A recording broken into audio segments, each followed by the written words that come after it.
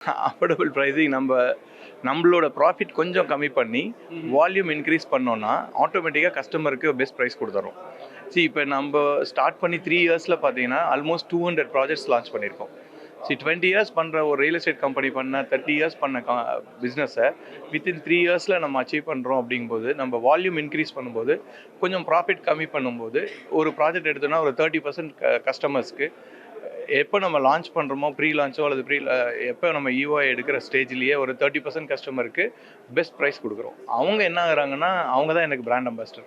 ஆக்சுவலாக MST ambassador figure தென் அவர் existing customer தான் brand ambassador. அவங்க என்ன பண்ணுறாங்கன்னா இங்கே பக்கத்தில் என்னென்ன ப்ராடக்ட் இருக்குதுன்னு பார்க்குறாங்க. கஸ்டமர்ஸ் எல்லாரை விட ஷார்ப், அவங்க தான் இருக்கிறதுல புத்திசாலி.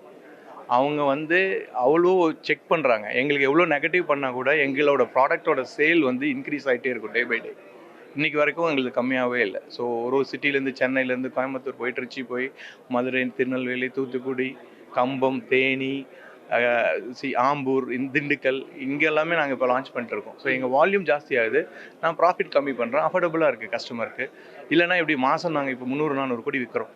நாங்கள் முதல்ல எலக்ட்ரானிக்ஸில் இருக்கும்போது ஒரு எக்ஸ்பீரியன்ஸ் கிடைச்சது. ஒரு எல்ஜி, சாம்சங், சோனி இந்தியாவுக்கு வரும்போது எப்படி பிபிஎல் ஒனிடா வீடியோகான்லாம் ஜஸ்ட் லைக் தட் ஆட் போட்டுட்ருப்பாங்க.